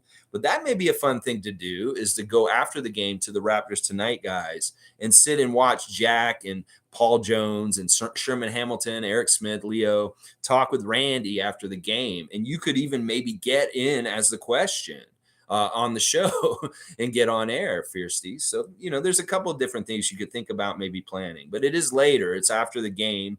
And I don't know if you're going to want to be up that late with your daughter then. So, there's some more information. Tom Duke saying Golden State Warriors game, Klay Thompson bagged Dylan Brooks and the Warriors humbled the Grizz. So much hate between those guys. Yeah, that's what I'm hearing, that Klay Thompson kind of did some stuff to Dylan. I don't like that. I don't like Klay Thompson. Screw him. I like Dylan Brooks. He's a Canadian. He's a guy that came and beat us on our own court and owned the arena of our arena. He earned it. He did such a good job. And I like Dylan Brooks. I don't like this. I'm definitely on the Grizzlies side in this. And I don't like that they lost the Warriors yesterday without Steph Curry. And yeah, I'm gonna pick Memphis every time in this matchup, partly because they used to be Vancouver, and also partly because I have a very much a respect and I like Ja Morant, and I really do like the build of the Grizzlies. They're a team that I really respect and I like. That I can get behind them. But yeah, I don't like that. Dylan Brooks has got an edge, and like he used to piss me off, and I thought he was a jerk, but he's also a really cool dude behind the scenes. He's best friends with Chris Boucher. I don't know if you guys knew this. He went to Oregon with Chris, and they were teammates. He's actually Swole Duck. There's Slim Duck, which is Chris, and Dylan Brooks is Swole Duck. They were all Ducks from Oregon. And Dylan is also a good Canadian and a part of our team Canada. So, I don't like this. I don't like this, Tom.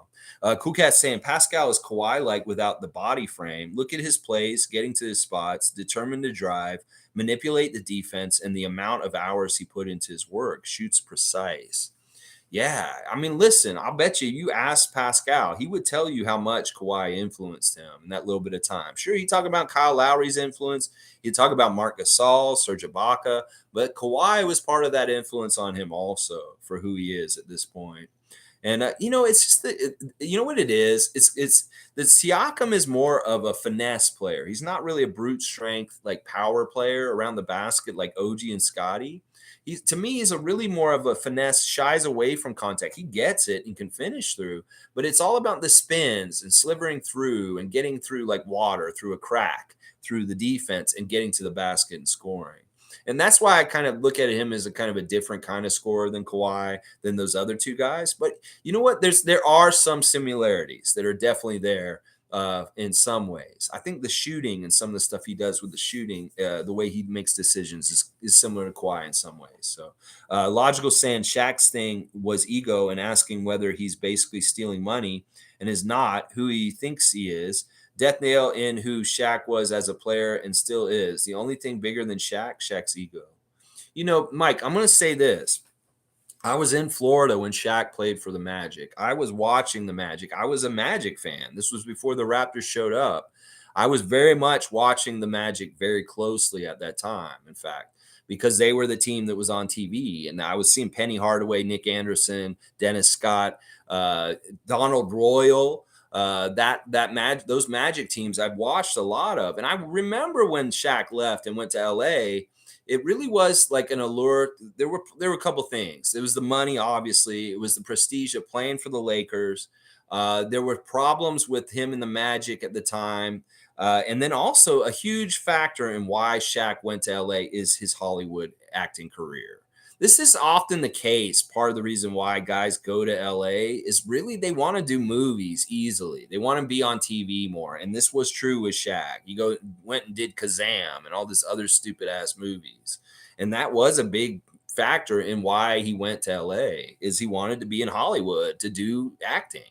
So yeah, Shaq's weird. I mean, he's a bully, but he's getting a little bit better. He's tempering it a bit. I used to listen to his podcast sometimes, and I was like, this guy's an asshole. Like, he's not a nice man. And him and his co-hosts were like really gross and like kind of misogynist and also kind of like very like insulting to many people in the way that they looked at the world and stuff. So it's like, yeah, I can't listen to Shaq. I'm actually starting to hate him because of his podcast. And then I'd see how he bullied Charles on the inside the NBA set, and it would piss me off there too. It's like, look, I know he doesn't have a championship, but you're really mean to Charles. And it's not worth being like that. And I know it's part of the fun of the show and stuff, but he came off like ugly to me. Like he really is a big bully. But I don't know. Maybe he's heard some of the noise because he's softened up a little bit. Maybe he's getting older and wiser and understands just how much of a jerk he's been.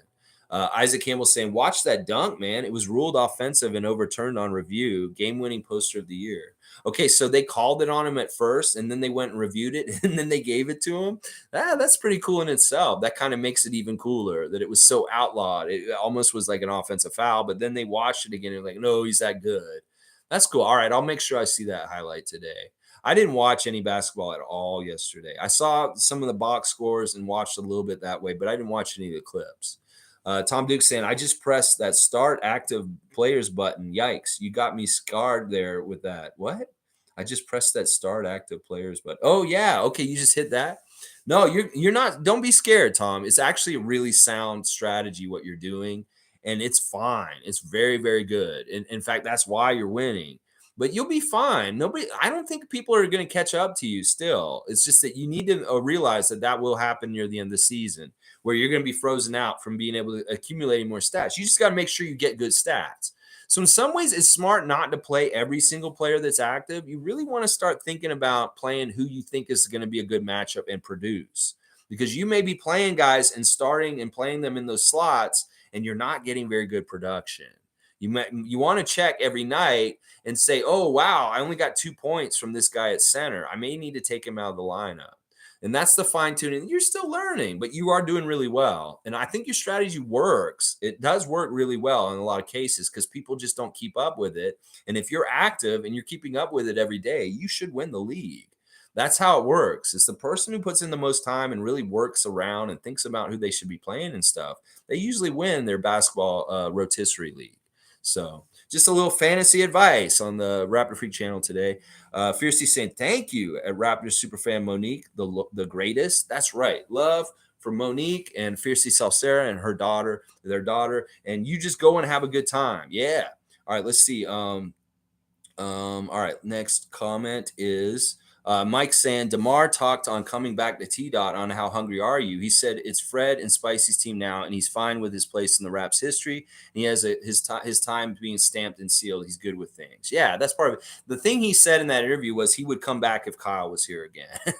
So that's the thing. We'd have to get Kyle and have him and Demar back here together. And I don't think we want to get Kyle also. Like, that would just be too weird. And time's passed. We're moving on. We have young players that we're bringing up. And he's good with things. I'm good with things. And that is a prerequisite. He said he'd have to have Kyle here with him if he wanted to play for the Raptors. It's no fun being in Toronto without his buddy Kyle. And getting both of them, that's a tall order, especially with what we have in our roster and what we're dealing with. Would you rather go get Kyle and DeMar or try and keep Gary Trent? It's that kind of stuff. Or Fred, those kind of things. Monique saying, good stream, good memory. Go Raptors. Keep at it, Lex. Thank you, Monique. Yeah, watch that clip again today. Like I said, watch the Masai Ujiri interview with George Strombo from 2014 again, and get perspective on how far we've came and how young Masai looks and just the things he was saying at that point and how much things came to fruition and the things that he wanted and the things that he wanted for this team. And you can really tell that this is who he is. His DNA is just winning and making a good NBA team and doing it that way. Nameless is saying, Leo is such a miserable, egotistical asshole. Whoa, Nameless, out of the blue. The way he bullies Randy on camera is unacceptable. Somebody needs to tune him, and that unwarranted ego up. Can't stand him. Wow, Nameless, you don't like Leo? You know, in the past, I hated Leo, like earlier in the Raptors' existence. When he would call games, he was our color guy for a long, long time before Jack Armstrong. And he was so negative about our team. He was like putting us down all the time. I was like this before, even when we were losing all the time. I was very much standing on the side of the Raptors and wishing the best for them. And I get pissed off, even though the announcers were right. They were horrible and they need a lot of work. It still hurt. And Leo was one of the most tough on the team and really came down on them. He was saying the right stuff and telling us how they could be better, but it was hard to hear, like him talking about how the Raptors are failing all the time. And that's when I started to get annoyed with him. Now, the stuff with Randy, that's all by design. Randy wants them to do this. This is their whole shtick. Randy wants to be like Conan O'Brien. Conan O'Brien is very self-deprecating and is like, that's part of his comedy. He's a master of it. You think about how many times Conan O'Brien made himself in the butt of the joke and how successful and funny it was because he's so good at it. Well, Randy wants to be like him. It's all by design. That's why all of them do it. Sherman Hamilton abuses him. Paul Jones has abused him at times, not as much. And, you know, Jack will even get his jabs in on Randy from time to time. So, but Leo's the best one at it. And I love it. I think that Randy deserves it, honestly, because he's asking for it. He really is. That's part of by design. They talk about it before, I'm sure. It's like, yeah, Leo, lean into me. So if you realize that, Nameless, is it okay at this point that he's really is doing what they want him to do on the show? Because the whole part of the comedy for Randy is dump on Randy and make fun of him. And that's just part of their show. So understand that's why. I know sometimes it's awkward and it may feel like, oh, that was really kind of brutal what he said. But also at the same time, Leo played in the NBA. He played for the Sixers. He was in the league for a while.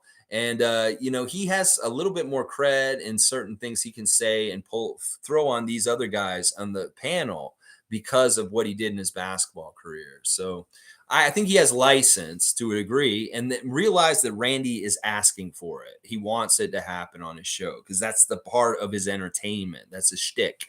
So it's not even that Leo's an asshole because Leo's a really nice guy.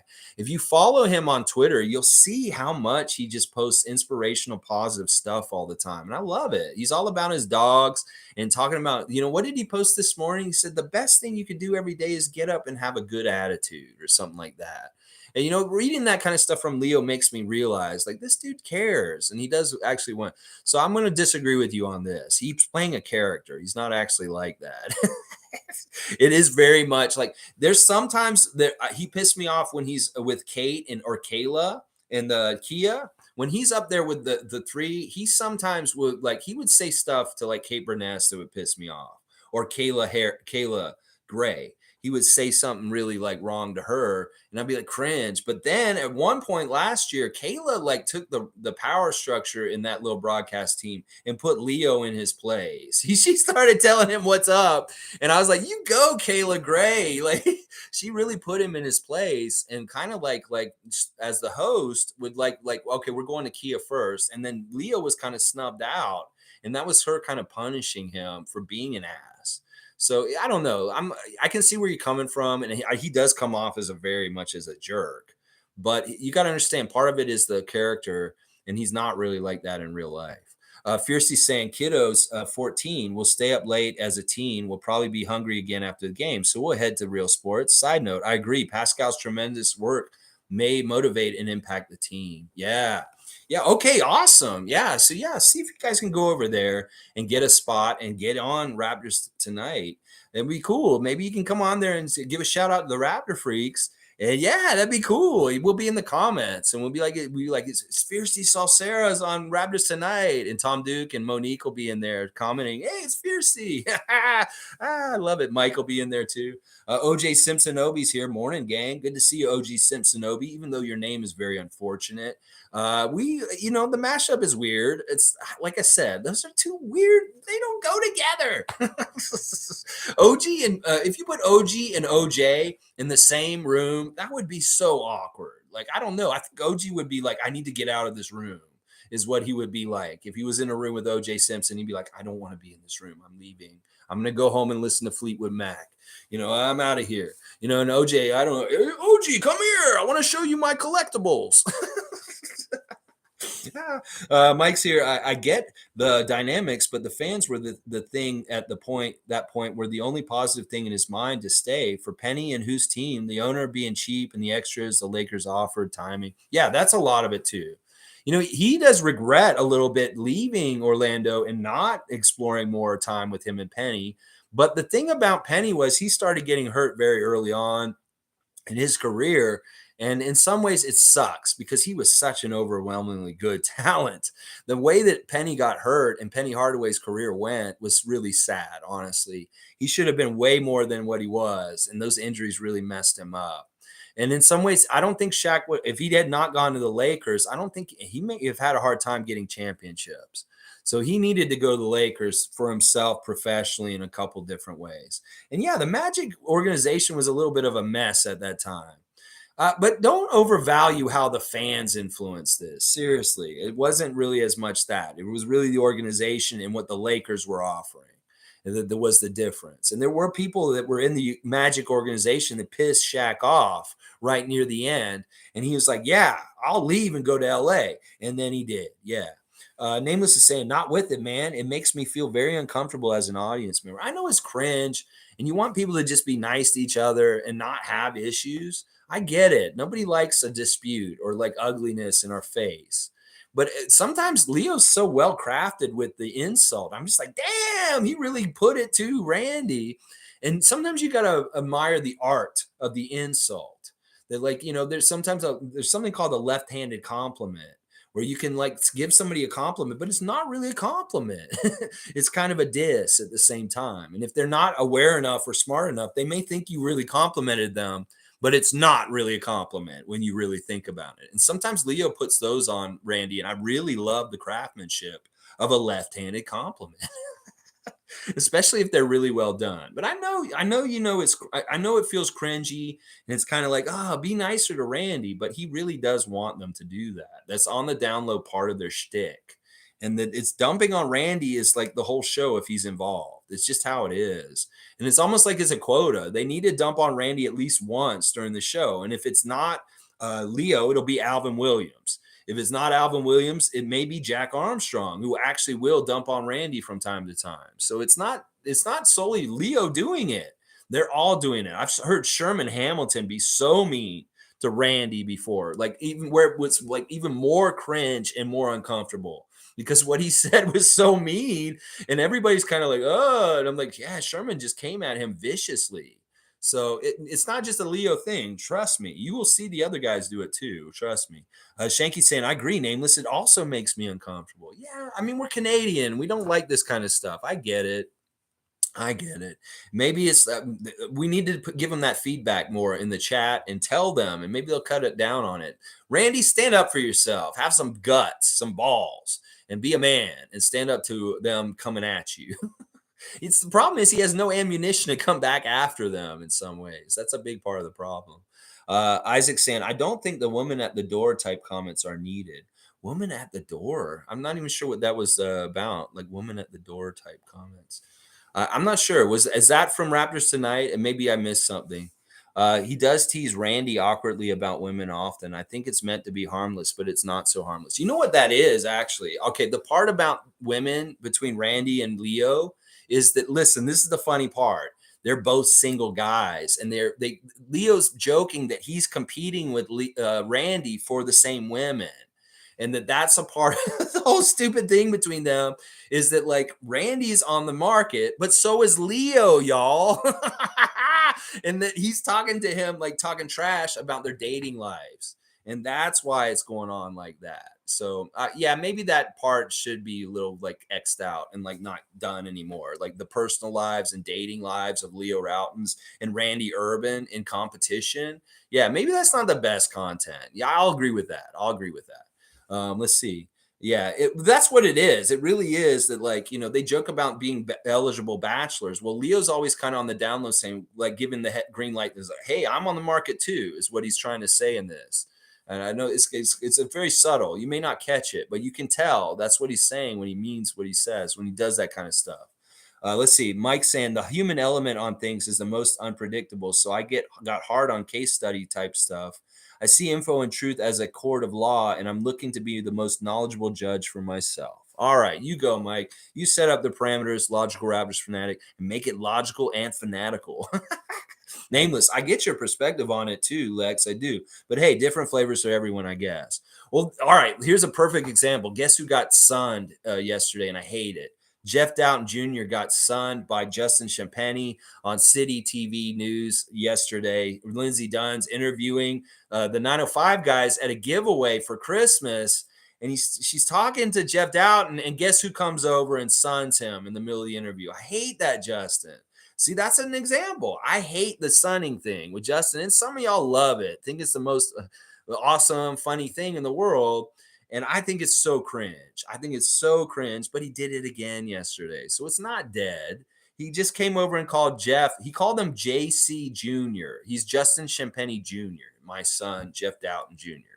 And I was like, why do you do this, Justin? Just let it go. You did that last year. You're a second-year player now. Just let that be your rookie thing. You don't need to continue this. But he did do it. And at least he didn't do it in the worst kind of place. It was an informal place, kind of fun. Jeff was kind of annoyed with it. I could tell. But yeah, that's an example. Like, I don't mind the Leo Randy stuff, but I do mind the Justin Sunning stuff. And maybe it's reverse for you guys. You may be like, the Sun stuff's fine, but this stuff isn't. Exactly. Different flavors for everyone. Monique's saying, first time seeing Norman Powell since the championship year tomorrow. Let's go Raptors. Is it though, Monique? I thought that he's played us before. Maybe not here in Toronto with the crowd. Him being healthy and the crowd being able to be in the building. That may be right. I thought he came back though for a game already and played against us on the court. I'm not totally sure. Didn't he play for Portland though? I think he came back and played for Portland before he got traded to the Clippers on our court. So he has had a homecoming already, but yeah, I think that he hasn't had very many, and we could give him the love tomorrow too, for sure. Okay, Van Hoot is here. Good to see Van Hoot. It's been a little bit. Ball movement improved, and we improved. Precious will help with our point of attack and rim defense. Yes, we can't wait for Precious Achiuwa to be healthy and return to the lineup. I really do think that Juancho is holding his spot, that when Precious comes back, he will be the starter on a team now. It will take time for him to get his legs under him, get his conditioning back, and get back in the rhythm with the rest of the team. But I fully expect him to be the fifth starter in the next by the end of January. That he will be one of the starters on our team, and I'm excited about that because I think what you're saying has all been stuff we've lacked in some ways. I like the really aggressive going and attacking the rim. I love the different looks on defense that he can give us as far as like coming out on the perimeter and still being a sound kind of guy on perimeter, but also going down low and battling big guys like Joel Embiid and stuff like that. So there's so much that Precious can give us. Plus, some of it is the edge, the attitude, the gamer ball, like kind of like I'm going to come and kill you kind of attitude that we need more of on this team. Precious embodies it in some ways, a ferocious, like competitive nature that's like, I want to beat you in all kinds of ways. Like I love that about him. So I'm really looking forward to it. And that open gym episode is so fun. If y'all have not watched the Christmas open gym episode from this weekend, watch it today. Precious Christmas tree shopping, decorating his tree with Shawn Michaels on the top of the tree, and just fun all around on that Christmas episode. Plus, they fast-tracked the stuff from the New York game last week, and we got to see the Siakam and MSG performance with the open gym treatment in that episode that dropped this weekend. And I love that so much. Seeing the Pascal New York stuff in open gym episode with that beautiful production, sound, and shots and everything is always so great to see.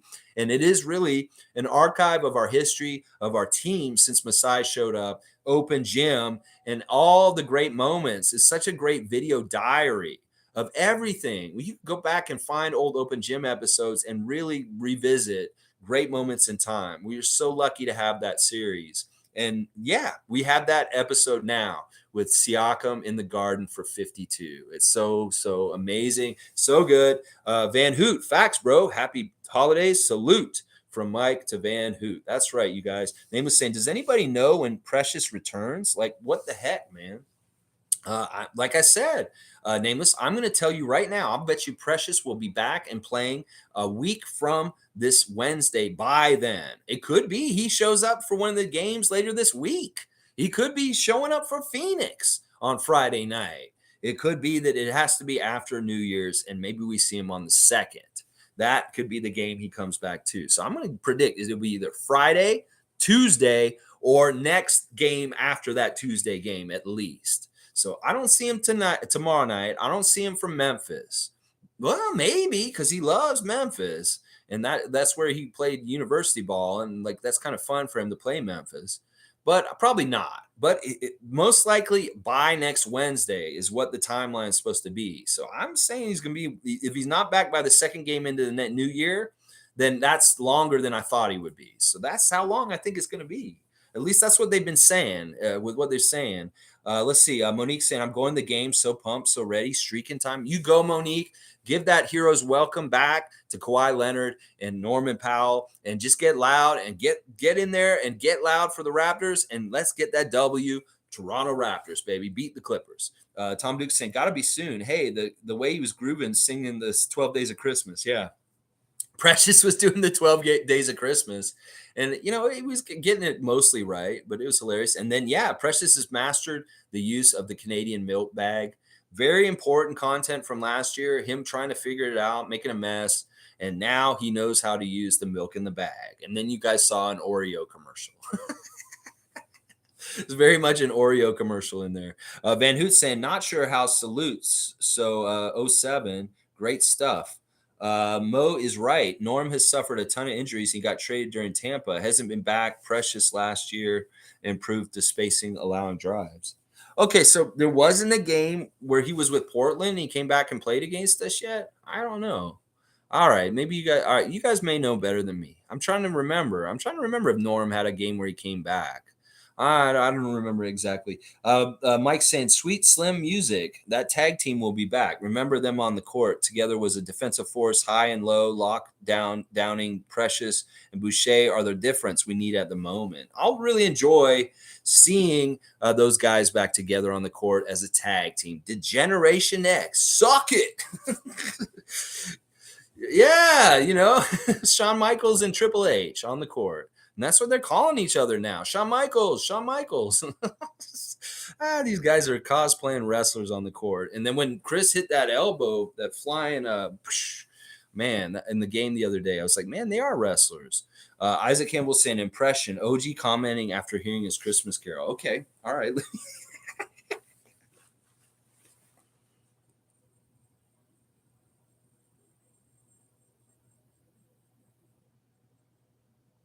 Is that it? It's pretty good. No, I don't. I like it. Yeah, but is that it? Is there more? Okay.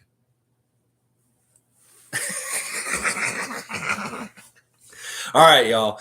All right, Tom. Yes. All right. All right. We're just coming up. It's 11-11. Make a wish. Toronto Raptors, NBA champions 2023. Toronto Raptors, NBA champions 2023. Y'all, thank you for joining me today on the Raptor Freak stream. I will be here tomorrow for a preview for the Clippers game tomorrow night. Every single day. Please like, comment, subscribe, share. I appreciate all of y'all. Merry Christmas. Happy Boxing Day. And have a great day, y'all. Just have a good Boxing Day, a good Canadian holiday.